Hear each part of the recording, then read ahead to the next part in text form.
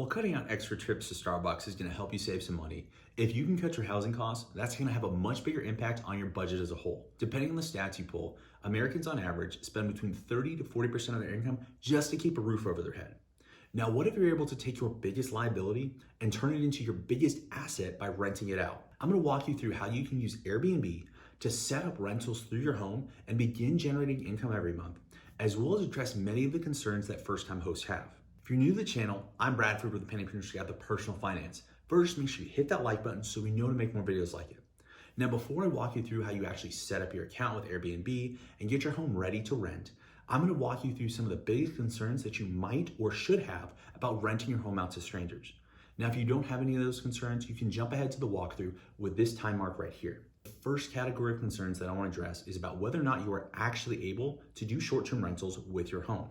If you rent your home, many leases specifically do not allow you to sublease your home, and that's what you would be doing by renting out your home through Airbnb. This is not a situation where you want to start renting out an extra room and have your landlord find out about it after the fact. You can definitely land yourself in a lot of legal hot water by doing so. Now, I'm not saying that you can't sublease your home if you are currently renting it. It's just a conversation you need to have with your landlord beforehand. If you live in a community with an HOA, you need to carefully read your HOA bylaws and see if they allow you to do short-term rentals in your neighborhood. Again, you don't want to be reported for doing something that you weren't allowed to do in the first place. Lastly, with whether or not you can actually have short-term rentals in your house, you need to verify if your homeowner's insurance covers it. Now, the specific term that you're going to be looking for in your insurance policy is going to be known as home sharing. Now, since short-term rentals are more of a newer thing and insurance is relatively slow to adapt, there are still going to be a lot of insurance providers out there that specifically do not cover home sharing. Now, this is an instance, again, where you want to be asking for permission instead of forgiveness because you don't want to get dropped by your insurance, especially if you have a mortgage on your house. That's a whole can of worms that you don't want to open. Now, there are a lot of policies that will allow you to have home sharing and will insure you. So before you get into Airbnb, make sure your insurance covers it. And if it doesn't and you still want to rent out your house, change your homeowner's insurance before you start listing your home on Airbnb. Once you know whether or not you can or cannot rent out a room, the question is, should you? After all, if you're renting out a private room, you're gonna have strangers that you don't know living in the same house as you. And even if you're renting out the entire house, the same principle applies. People that you don't know are going to be living in your house with your stuff. Let's walk through and address some of these concerns, as well as how you can still maintain your privacy while renting out your space. Who are you renting to?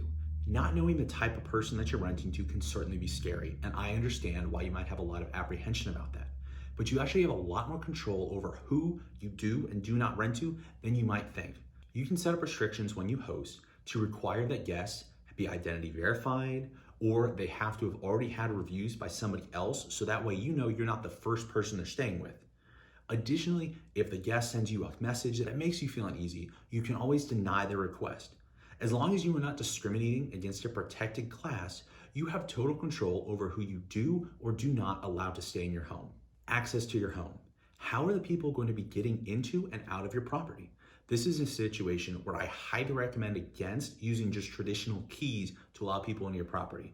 Because even if it's a small percentage chance, if somebody does have nefarious intentions, they could easily copy your key, sell it, or do something that you don't want to have happen with your stuff.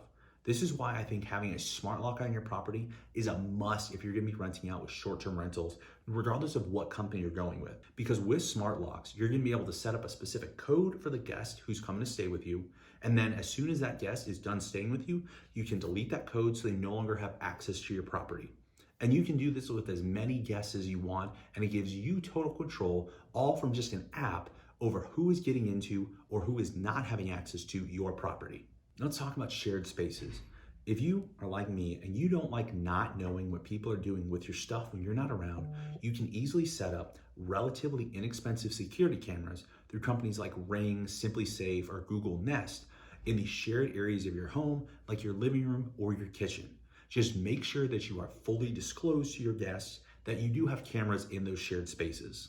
Off limits areas. You have an area of your home or certain things that you don't want guests to have access to, and you only want yourself or your immediate family to be able to access them. Now, one of the easiest ways to address this is to go to Home Depot or Lowe's and buy a deadbolt set and put it on a room or a closet that you don't want people to have access to. Now, if you want a higher level of security or you have more expensive valuables that you really don't want anybody to have access to, this is a good idea to invest in a high quality safe, so that way only you or whoever you delegate are going to have access to those items. Now, that should cover the biggest concerns that most people have about whether or not they should rent with Airbnb. But if you do have other concerns, please let me know in the comments down below and I'll make sure to get back to you. Past that, assuming your concerns have been alleviated, what steps do you need to take to prepare your home to actually start renting and hosting guests through Airbnb? Step one is you need a basic plan on what you're going to do. The first part of that is, what are you actually going to be renting out? Are you going to rent out just a private room in your house, your entire house? Are you going to rent a shack, a log cabin, a camper? There are a ton of different options of what you can be renting out, and I'll get to them in the walkthrough later. But you need to figure out what exactly are you going to be renting and available to your guests. And the second aspect of your plan is, how are you actually going to prepare the rooms in between guests? How are you going to turn the rooms? What sort of cleaning products do you need to have so that way the bathroom and the rooms are cleaned and sanitized? Do you have enough linens, both towels as well as bed sheet sets, to be able to turn them in between people? Now, when you're first starting out, you don't need to have multiple extra sets of linens. You can have just one set, so long as you allow yourself enough time in between guests to be able to launder them appropriately. The third element of that is, what sort of amenities are you going to provide to your guests? Are you going to cook them breakfast like a traditional Airbnb? No, you don't have to. That is simply something you could offer. Are you going to have coffee or tea in the morning? Do you have some sort of entertainment that you can provide to them? What are you going to have available to your guests? Once you have your basic game plan in order, the second thing you need to do is you actually need to set up an account with Airbnb. If you already have an account that you've used before when you were staying as a guest at somebody else's place, you're going to use the same account. You're just going to set up the second half of it, which is where you are acting as the host. And that brings me into the third thing you need to do, and that is actually set up your host account on Airbnb. So let's jump over to the website now. I'm going to walk you through the exact steps and what you need to do to set up, figure out the pricing, and then publish your listing so guests can start booking with you. When you navigate over to the Airbnb website, log in, set up your initial account just being as a guest. And then you're going to see the option to, it should be in this section of the screen where it's going to say start hosting. So I'm going to switch over there because I already started setting up this account prior to this recording. I'm going to go to complete my listing. Now, when you first log on to Airbnb, whether or not you set up an account, if you haven't logged in, you're going to see in the upper right-hand corner of the screen, about right where my mouse was, where I saw earlier where it said switch to hosting, it's going to say try hosting. When you click on that, it should show up this page that's right here, where it's going to give you this full video of how easy it is to become a host. It should say try hosting now. It's going to be in the lower left-hand corner of your screen. And then you're going to go, let's go. And it's going to walk you through every single step that you need to do to be able to list your property and start hosting guests. So this first page here is talking about what sort of place are you going to host. You have an apartment, a house, a secondary unit. So that'd be like a guest house. It gives you pretty much any options that you could want, whether it is an actual full bed and breakfast or not. Pick what you want to do, go to the next page, and now it's going to actually say, what specific type of property are you listing under that larger category? So for me, property that my wife and I are hoping to have listed on Airbnb by the end of the year, it's gonna be a cabin, but it could be anything. You could have a bungalow, earth house, houseboat, hut, really anything. A chalet, shepherd's hut, some things that I haven't even seen before, but you have almost any option of what type of property you wanna list when you're renting it out. Go to the next page. Then it's to say, what kind of space are the guests gonna have? Are you doing the entire place? Are you just doing a private room? Or if you're doing more of a European hostel type thing, is it gonna be a shared room? And then it's gonna give you the option to drop the exact location of where you're gonna be hosting. So put that in there. Go to the next page. How many guests are you going to allow there? Now, typically, this is gonna be restricted by the number of beds, but you use what's your best judgment. So the number of guests you're gonna have, how many beds, how many bedrooms, how many bathrooms. And then let the guests know, what does your place have to offer? And it's gonna give you tons of different amenities, from a pool, hot tub, having a fire pit, having an indoor fireplace. What about these guest favorites, which are really kind of things that you're expected to have, but you wanna make sure you let your guests know what exactly you do have. Whether it's Wi-Fi, TV, do you have to do paid parking if you live in the city? How many of these safety items do you have? I'd highly recommend having all of them, at least for a liability standpoint and for the safety of your guests. And you're gonna have to post here and upload at least 5 photos. Now, the good thing is this, you don't need to go out and hire a professional photographer. If you have a phone that's even relatively recent in the last 5-ish years, you're gonna be able to take high definition pictures that are gonna look good enough at least to start getting guests.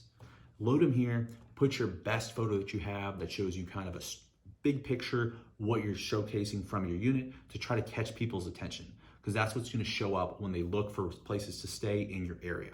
Now, these are just some bad photos that I had because we have a lot of work to do on this property before we can actually start renting it out, but these were just some quick ones that I had the last time we stayed there. Create your title. For my wife and I, we're gonna have a cozy mountain chateau. Working on the name, my wife will probably come up with something better. Put a description. This is your elevator pitch. Why should a guest choose your property over any of the other options there, especially if yours is listed on the higher price side? List your place. How much are they going to be expecting to spend per night? Now, Airbnb does a pretty good job with their smart pricing of giving you a range by comparing what you've listed so far between your amenities, how many bedrooms, bathrooms, how many people you can host, what are places going for in your area. Now, in my instance, they're saying $64 to $107 a night. You can say, hey, how are they going through this? And it's basically what I just said. They use a bunch of different factors, run it through an algorithm, and it pops out what prices are gonna be best for you. Now, when you're first starting out, it's highly recommended you offer some sort of incentive for guests to stay there, especially when it doesn't have any reviews. So offering a 20% discount to your first 3 guests to be able to get some good reviews to start gaining traction is really helpful. And the last couple questions that you need to disclose. Do you have any of these at your place? Do you have security cameras? Again, these can only be in public spaces. You cannot have any security cameras in a bathroom or a bedroom, places you wouldn't want to be recorded yourself. Do you have any weapons on the property? If it's like a hunting lodge or something like that, and you keep your own hunting equipment out there, it needs to be locked up and safe, so that way if people have children or something like that, or just basically so people don't get into what you don't want them to have access to. Are there any sort of dangerous animals on the property? Are you a Tiger King extraordinaire? Do you have your own tigers or other sort of dangerous animals on property that could present a hazard to your guests? They need to know that. And then you can always make sure you review what the local laws are, so that's going to use some digging on your part, the non-discrimination policy, who you can and cannot discriminate against when you're choosing your guests. Go through what the guest hosts and fees are. Airbnb has to make their cut, so they're taking a percentage of what the guest pays, they're paying themselves, and then they're paying the rest to you. You can update your cancellation policy.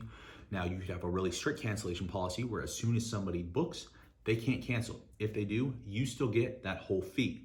You can have a very liberal cancellation policy where all the way up until the point where they check in, they could cancel. You can have somewhere in between. The one we use is up to 5 days beforehand. There is no charge, they can cancel, and it's fully refundable.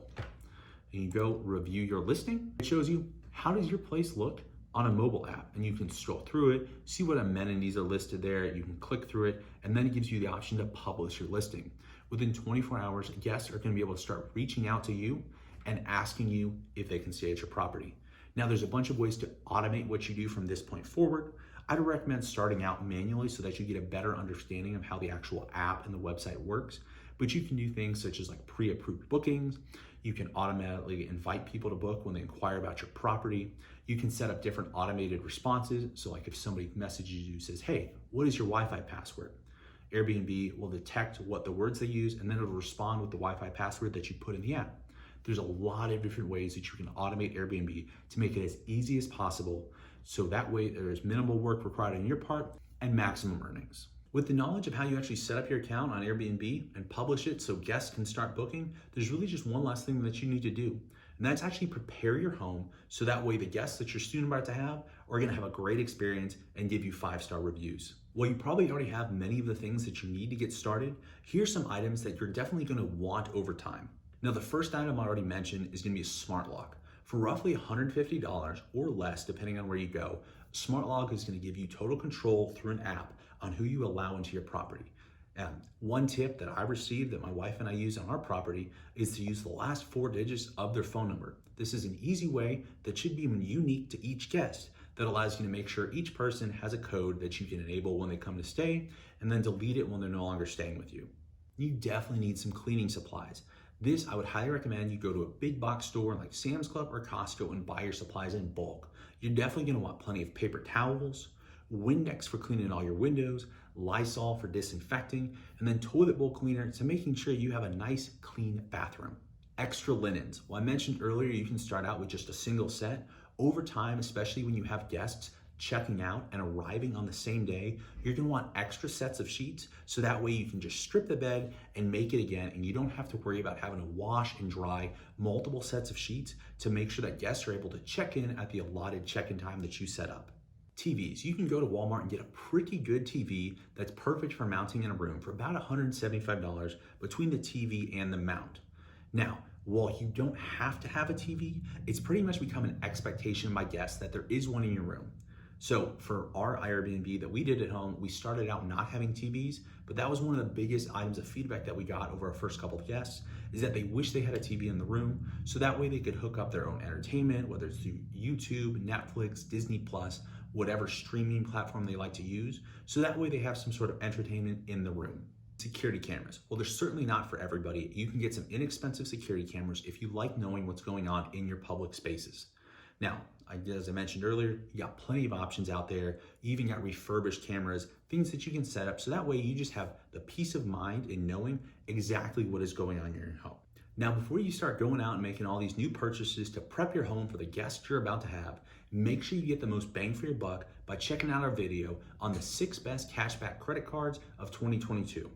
I want to thank you for joining me today, and until next time, just remember to pinch a little.